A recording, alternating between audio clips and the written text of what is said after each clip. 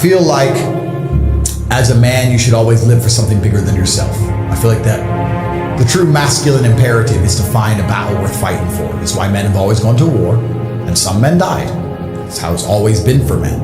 As a man, your life shouldn't be about quantity, it should be about quality. And trying to live as long as possible, but being that porridge goo in the middle is not as important as living a shorter amount of time and getting to be the T-bone steak. The world is hyper-competitive. If you're gonna be a man who's gonna sit and say, I'm just sad, you are always gonna lose in competition to men like me. And there has to be losers for there to be winners. I am tired of sympathy. Sympathy doesn't work for anybody. I'm not going to sit here and be sympathetic for people who say they're too sad to try hard and be their best. Guess what?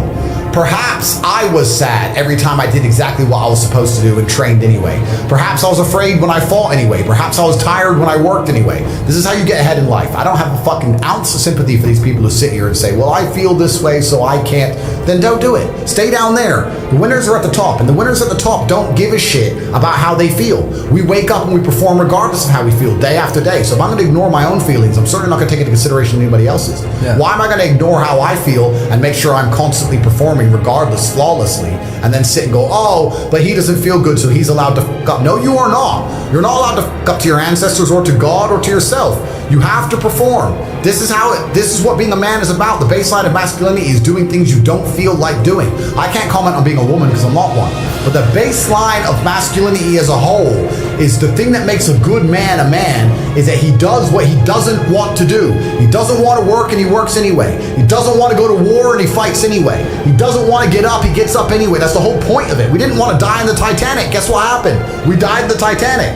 You can't sit there as a man and say you don't feel like it. You're not allowed to not feel like it. You're supposed to do it anyway, regardless. So when a man sits there and says, oh, but you don't understand, I'm struggling with motivation. If you are struggling with the motivation to be a winner, then stay a f***ing loser. No problem. Stay a loser. Don't care. Because in my circle, there's no losers around me. Your energy is disgusting. I find it revolting. I don't like weakness around me, even near me. Even people coming up saying hello to me. If you're depressed, don't even shake my hand. I do not have time for losers on any regard. Winners only. Bam. So men live in a world which is extremely competitive. For men, it's far more competitive in many other ways. Because we have to compete not only on how we look, but it's also competing on things we can't even help, right? We're trying to compete. Think of all the things you just asked for. You want a guy who's intelligent, a guy who can hold a conversation, a guy who's wise, a guy who's dominant, a guy who can provide safety. You need a guy who's brave, a guy who's capable to provide safety, right? So men are competing in many different realms. It's extremely difficult to be a man. So we're constantly competing, and what we're looking for is status. Men love status. This is the reason why men do the things they do. Why do men join the army and go out there and risk having their legs blown off? It's because they get to say they're a soldier. Why did I enter the cage and enter the ring 87 times to get to say I'm a world champ? I risked my life. Well, that doesn't make any logical sense. Why would I risk my life to go fight some psycho from Russia? Because I get to say I'm the champ, right? Status. Men want status. And this is the thing about the market now. It's getting to the world where it's getting more polarizing. It's getting easier for women. It's getting extremely difficult for men. And if you still want to be a player in the world today, you have to up your game as a man. Yes. You have to. Most people at home don't realize how fragile they are. And you're very fragile if you're broke, but you're also very fragile if you're rich and you're not prepared for the matrix attack, because it's gonna come. It's going to come for you. And if you're not prepared for it, they're gonna take everything you own and they're gonna be destitute. If you're a man and you don't view the world as war, I can't imagine how you view the world. My entire worldview is war. I was actually having this conversation the other day about why I avoid extreme sports. This was some girl, she's like, would you ever jump out of a plane with me? I'm like, no. Why do you avoid extreme sports? Well, because my life is extreme. But my life is hard. I'm at war. If your life is extreme and you're already at war, the last thing you want to do is jump out of a plane. You want it safety, calm. I want to be left alone. Well, you're hot. Every man wanted you. I got you. I won. That was a war. My Ferrari, everyone wanted it. I bought it. I won. That was war. Along with all the residential properties I own, along with the commercial properties, along with all the domains I own, along with fighting the matrix and the legal system, that's all war. When you see something beautiful, it is war. When you see a big tree, people go, wow, a big beautiful tree. And they don't realize that that was a war amongst saplings. As you said last time, there was 30 little trees, and he decided to destroy all the trees around him so you could grow bigger and everything else.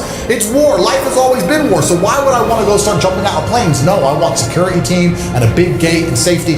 I said to her, she goes, oh, but what do you mean your life's extreme? When we leave this establishment, we are going to walk to my car. There are 2 professional armed guards with me, and I am I'm still with my head on a swivel. You're just gonna walk to the car because you're a chick. I think leaving the establishment and going to the car is a battle I must win. Because I have to get out, I have to look, I have to make sure I'm not gonna get, I have to get in the car. Yep. There's so much going on. You want to jump out of the plane because you don't understand that. You think nothing's going on. Yeah. For me, my whole life, it's all problems. It's stress. Leave me alone. I'm not jumping out of any planes. I'm not climbing any rocks. I'm not swimming with sharks. That's all for people who don't have enough stress in their life. Mm-hmm. If you wake up and decide you want to swim with sharks, you are lacking stress, which means you are not trying very hard. Because if you were trying your absolute best and you were important and the Matrix wanted you in jail and your enemies wanted you dead, the last thing you would want to do is go swimming with sharks. You must be out of your mind. It's insane. It's crazy. Yeah. Not enough people approach things in life with absolute tenacity. And if you approach anything in your life and you destroy the idea that you could possibly fail, which sounds easy, right? But you could do well.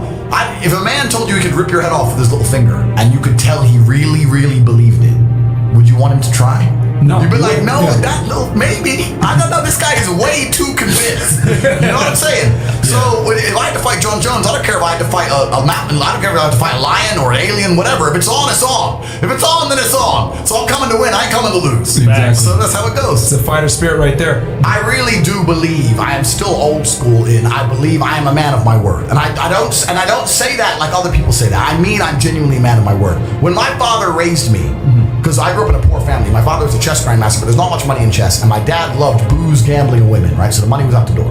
So I grew up poor. And he said, listen, son, only thing I need to give you is your last name. You ain't getting no inheritance. My dad died with $11 in his pocket. Done. You're not getting no inheritance. I'm not giving you no money. I'm giving you your last name, and that's all you need. You're a Tate, right? When I was in school, I remember at the SATs, I think it's the SATs. What did you do in 6th grade or something? I did the SATs in 6th grade and they wanted to move me up 2 grades because I did so fantastically. And I came home to Dad and said, hey Dad, I got 99.9% right, I'm moving up 2 grades. And he goes, you're a Tate, of course. It's like whatever. Like the achievement to the average man is nothing. We're Tates, right? So I'm a man of my word, I'm a man of my name. If I'm gonna sit and tell you, and all you people out here, I don't know you, if I tell you something, it's the truth. And I stand by that. So anyone who's gonna come to me and say, oh Tate, he's full of it, your name isn't worth anything. My name's worth something. I've worked for my name. I've risked my life in the cage for my name. Your name isn't worth a thing. So don't talk to me about what honesty is. I think the good times are over. I think it's going to go back to the feudal system of kings and serfs and peasants. And I think if you're a normal, average person now, you should feel deep fear and panic and understand that you have a certain amount of time to get into the higher bracket of the social class before these hard times come. And the most scary thing about these hard times is I feel like the gap is going to permanently close.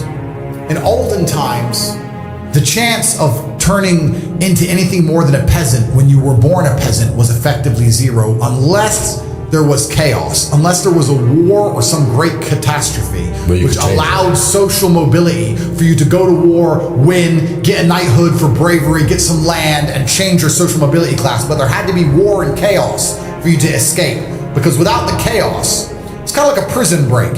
When all the rules are being adhered to and the prison is operating as it should, you're stuck in your cell. But if there's a prison riot, you have a chance to escape, which means uncertainty and chaos are required for the difference in social mobility. And that's always been the case. But now I feel like with AI and certain other things, although there's going to be instability in the world, although they're going to continue to lie to us, I feel like the Matrix is going to gain enough control to keep us all in our pods or in our 15-minute cities, or our electric cars will be turned off, or we need to get our bug rations for the week, so that there can't ever be enough true chaos for you to escape. There won't be true social mobility, and I feel like there's going to be a close. The people who are rich now, their bloodlines will be rich for a very long time. And the people who are poor now, if they don't get rich soon, in the next 10 years or so, they're never going to get rich. It's now or never. Yeah.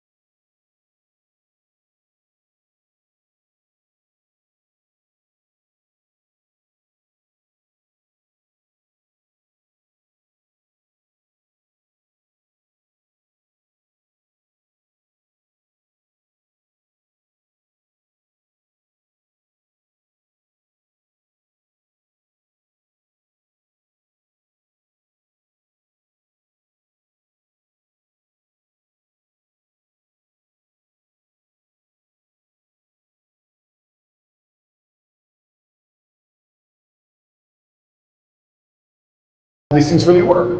And I don't think the average man at home understands this. And if you start to understand it all, the last thing you will lack is motivation. How can you lack motivation? How can an antelope in the jaws of a tiger say, I lack motivation? I'm tired. I'm horny. I want to off. Bro, they're ripping out your throat in real time. You're bleeding out. Fight. Fight back.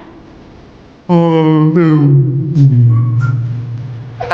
And then the tigers like me are like, oh, bro, you're going to get eaten. I'm going to eat you. That's what we're going to do.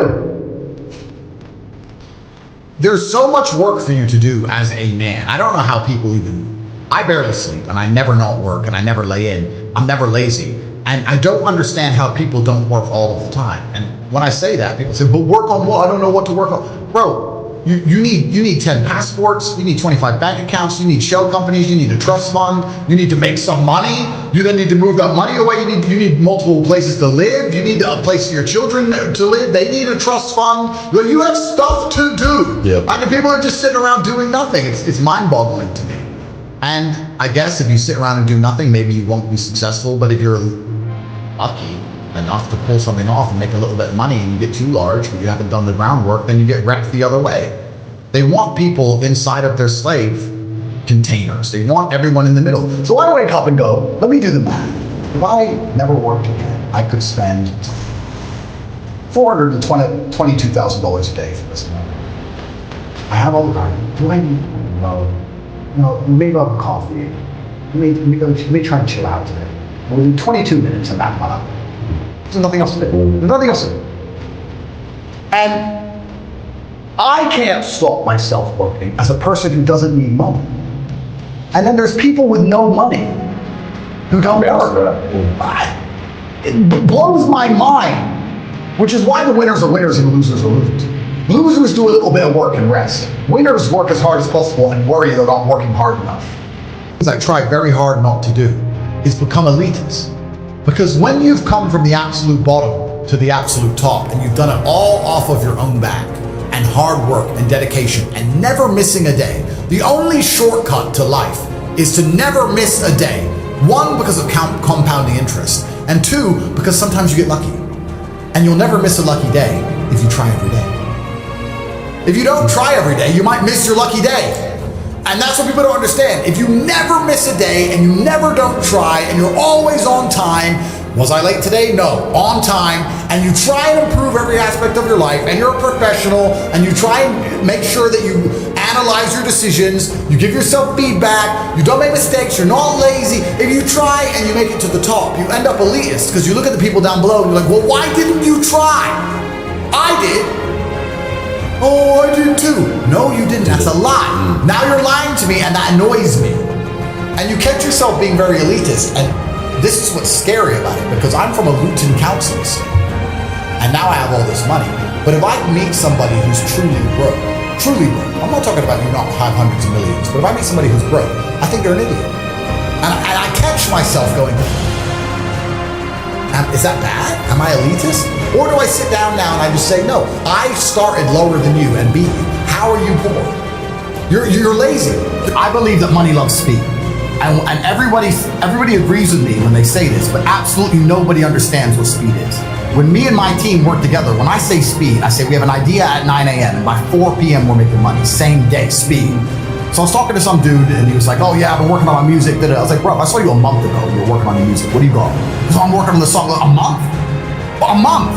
I'll climb Mount Everest in a month. You know what I do in a month? Why are you poor? You're poor because you're not trying.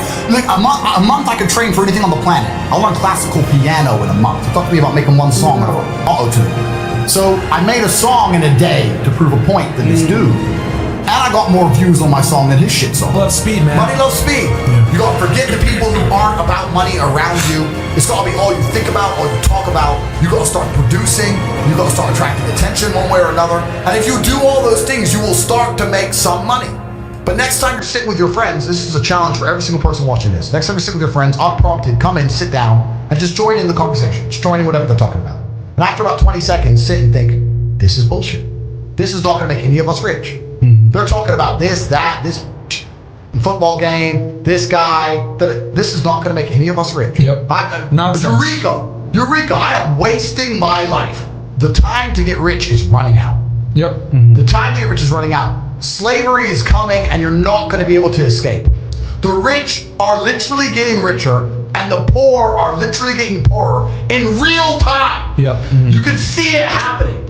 And it's about to be have-nots and have-yots up in his mouth. And if you're on the wrong team, if you're on the wrong team, you're never going to escape. Yeah. These are some of the last years where a broke person can genuinely escape the matrix. You are running out of time. Forget that patience crap, right? You gotta get rich now. Yeah. You gotta get rich now. Yeah. And as a man, you need to prepare yourself for that. And if you're sitting there and you understand what I'm saying to you, because some people are gonna listen to this right now and go, some people are gonna listen and go, whatever. Some people are gonna listen and go, yeah, he's right. But then in 10 minutes after this podcast finishes, go back to and there's gonna be a small percentage of people who go, you know what? This tape guy knows exactly what he's talking about. I need to prepare for the new world. And if you do understand, that's when you join me. Because that's what.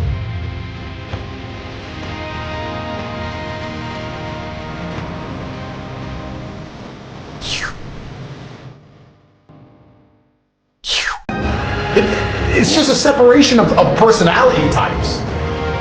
And it's almost like you can't save these people. There is a huge percentage of the populace which they're beyond saving because of the worst thing you can possibly be, which is a quitter. Being a quitter is the worst thing you can possibly be.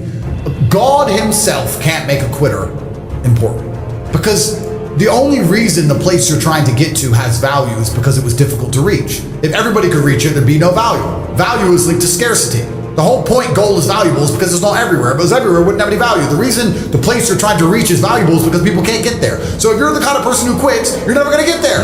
Quitters are the worst. You could give a quitter a map, a treasure map, and a hot air balloon.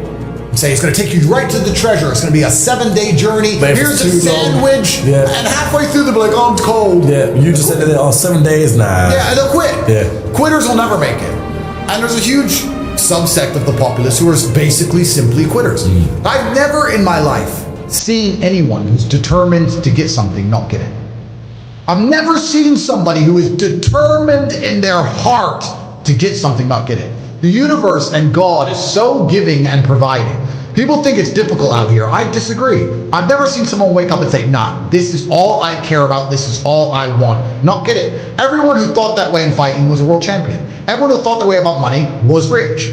I've never seen anyone fail. Bro, I've seen people with no credit score and no job determined to get an R8 manage to get one on finance somehow. I've seen it. If it's all you want, you're gonna get it. You're gonna find a way to You're get gonna it. find a way. Yeah. People go, oh, I want this. If you want it, you have it. Literally, I spoke to a man who had done a podcast with recently. He was saying if someone had gone to your children's head and said to you, the only way I'm going to move this gun, if I do make $1 million, you are going to make $1 million. 100%. Yeah. You're gonna be motivated for the first time in your life.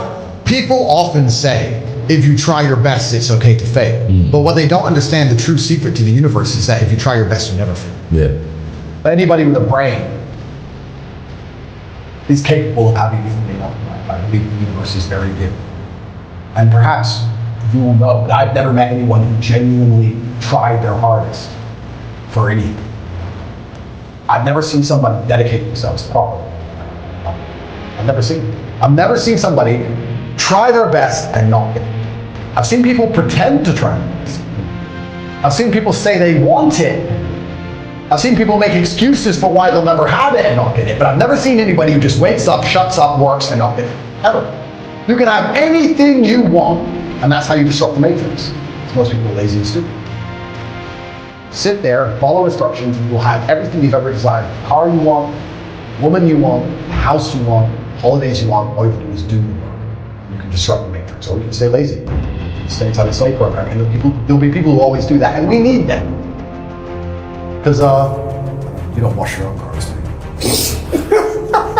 I don't. So someone's got to do it, and that's how society functions. There's always going to be winners, and there's always going to be losers. One of the things